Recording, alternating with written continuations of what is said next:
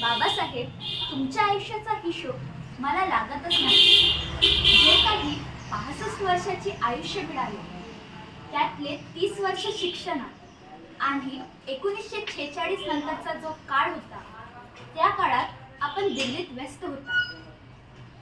फक्त आणि फक्त 25 वर्ष मिळाली बाबासाहेबांना चळवळीसाठी आणि लेखनासाठी. इतक्या थोड्या काळात ही व्यक्ती कितीतरी कामे करतो, जसे की नियतकालिके चालवतो, 23 ग्रंथ लिहितो, शेकडो लेख लिहून भाषणे करत राहतो, मनस्मृती दहन, 14 तडे, काळा राम मंदिर आंदोलन, शिक्षण संस्था स्थापना, राजकीय पक्ष स्थापना करून निवडणुका, गोलमेज परिषद आणि हजारो मैलाचा प्रवास, तेही वाचन लेखनावरती पकड सुटू न देता. हे सारे कसे जमवले असेल याचाच तर हिशोब लागत नाही. त्या काळात कुठे विमान, कुठे हेलिकॉप्टर, आजच्या नेत्यासाठी अनुयायांना संदेश द्यायला कुठे व्हॉट्सअप की बोलायला फोनही नव्हता. त्या काळात फक्त आणि फक्त खडबडीत रस्ते होते आणि त्या नॉट रिचेबल वस्त्यावर पोहोचण्यासाठी रेल्वे होती. मग कसे वेगाने पोहोचले असतील बाबासाहेब? कसे पोहोचत असतील त्यांचे संदेश? आंदोलनाचे, खेडे सोडण्याचे आणि पोरांना शिकवण्याचे, पुन्हा ज्यांच्याशी संवाद करायचा, ती सारी माणसे टेक्नॉलॉजीने अपरिचित असणारी, टेक्नोसॉफी नसणारी, ती लोक फाटकी, निरक्षर, अन्यायाने पिसलेली, भेदरलेली, त्यांना समजेल अशी भाषा हा पदवी घेतलेला कायदे पंडित कोणत्या सुखम भाषेत बोललेला असेल की ज्या शब्दांनी गावाच्या पाटलासमोर नजर वर न करणारी ही माणसे थेट व्यवस्थेची गचांडी पकडू शकली. न बघितलेल्या या माणसावर म्हणजे बाबासाहेबांवर कशी काय श्रद्धा निर्माण झाली असेल त्या खेड्यापाड्यातील माणसांची? नुसत्या टाइम मॅनेजमेंटसाठी तुमचा अभ्यास करायलाच हवा बाबासाहेब, आणि माणसांपर्यंत पोहोचण्यासाठी वापरलेल्या तुमच्या पद्धती, त्या पद्धतीत आपल्याला समजून घ्यायलाच हव्या. कारण आज आपल्याकडे सगळी साधने हाताशी असूनही आपण गावकुसा बाहेरच्या त्या माणसांपासून अनरिचेबल आहोत, कितीतरी दूर, असो दूर. डॉक्टर बाबासाहेबांचे घराणे रत्नागिरी जिल्ह्याच्या मंडणगड तालुक्यातील आंबडे या लहानशा खेड्यातले होते. इसवी सन 1907 मध्ये मॅट्रिक्सची परीक्षा पास होणारा अस्पृश्यातील पहिला विद्यार्थी असल्याने त्यांचे अभिनंदन करण्यासाठी डबकचाडीतील जे काही लोक होते त्या सर्व लोकांनी एक समारंभ आयोजित केला. या सत्कारात केडुस्कर गुरुजींनी स्वतः लिहिलेल्या भगवान बुद्धांचे चरित्र त्यांना बक्षीस म्हणून दिले व पुढील शिक्षणाकरिता श्रीमंत सयाजीराव गायकवाड यांची भेट घालून दिली व भीमरावांना दरमहा 20 रुपये याप्रमाणे शिष्यवृत्ती मंजूर करून दिली. भीमरावांचा विवाह भिकू वलंगकर यांची कन्या रमाबाई हिच्याशी झाला. त्यावेळी भीमराव 17 वर्षाचे तर रमाबाई फक्त 9 ते 10 वर्षाची होती. त्या काळातील अस्पृश्य समाजाची त्यांन्यवस्था व शिक्षणाबद्दल अनास्था जर आपण लक्षात घेतली तर रामजी सुभेदारांनी अतिशय तळमळीने भीमरावांचे शिक्षण BA पर्यंत पूर्ण केले. नोव्हेंबर 1912 मध्ये भीमराव BAच्या परीक्षेत पास झाल्यानंतर बडोदा सरकारमध्ये नोकरीवर असताना दिनांक 2 फेब्रुवारी 1913 मध्ये वडील रामजी सुभेदार यांचे निधन झाले.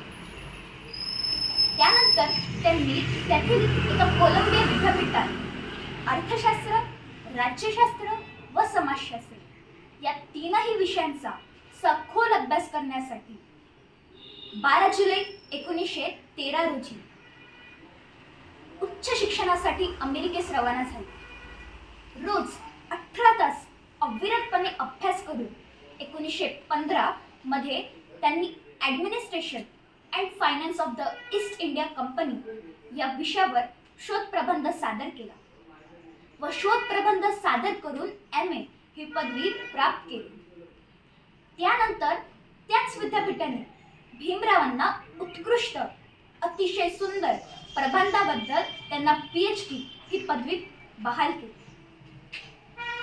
डॉक्टर बाबासाहेब आंबेडकर कायदा व अर्थशास्त्र या दोनही विषयांचा अभ्यास करण्यासाठी इंग्लंडला गेले, परंतु त्यांची आर्थिक अडचणींमुळे त्यांना तेथले शिक्षण अर्धवट सोडावे लागले. त्यानंतर ते मुंबईच्या सिद्धार्थ कॉलेज ऑफ कॉमर्समध्ये प्राध्यापक म्हणून काम करू लागले. त्याचबरोबर त्यांनी सामाजिक कार्यातही सहभाग घेण्यास सुरुवात केली.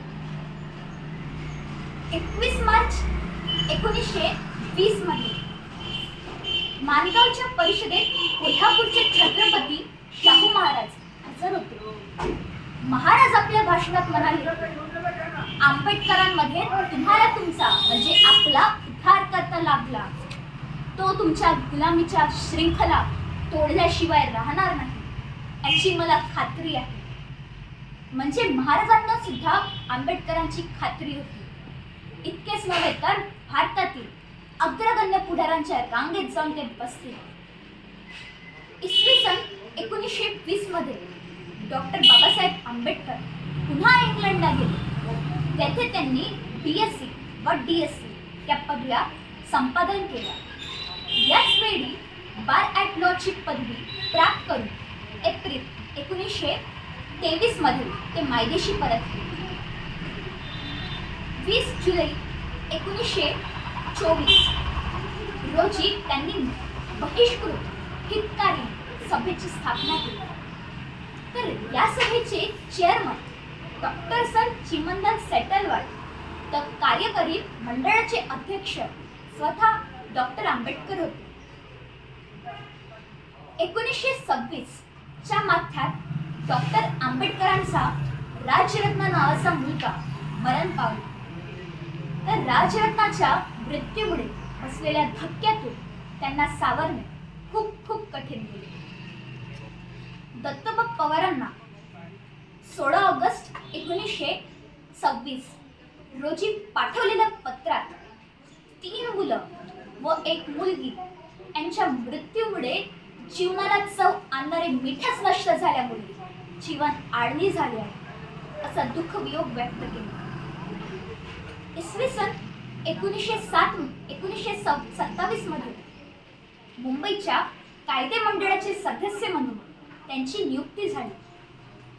येथूनच त्यांच्या राजकीय जीवनास प्रारंभ झाला. अस्पृश्यता हा हिंदू धर्माला लागलेला एक कलंक असून आपल्या हिंदू धर्मात ज्या काही जाती आहेत त्या सर्व जातींना इतरांप्रमाणे समतेची वागणूक मिळावी डॉक्टर बाबासाहेब आंबेडकरांनी 20 मार्च 1927 रोजी महाड येथे 14 तळ्यावर सत्याग्रह केला. त्यानंतर 2 मार्च 1930 मध्ये आपल्या नाशिक येथे काळा राम मंदिर सत्याग्रह केला. अस्पृश्यता व स्त्रीदास्य यांचा पुरस्कार करणारी मनुस्मृती जाळली. एवढे करूनही त्यांच्याकडून सवर्णाकडून कोणताच प्रतिसाद मिळत नाही हे लक्षात आल्यानंतर त्यांनी 13 ऑक्टोबर 1935 रोजी येवला येथील जाहीर सभेत डॉक्टर बाबासाहेब आंबेडकरांनी धर्मांतराची घोषणा केली. कोणतीही चळवळ यशस्वी होण्यासाठी तिला वर्तमानपत्राची खूप खूप आवश्यकता असते.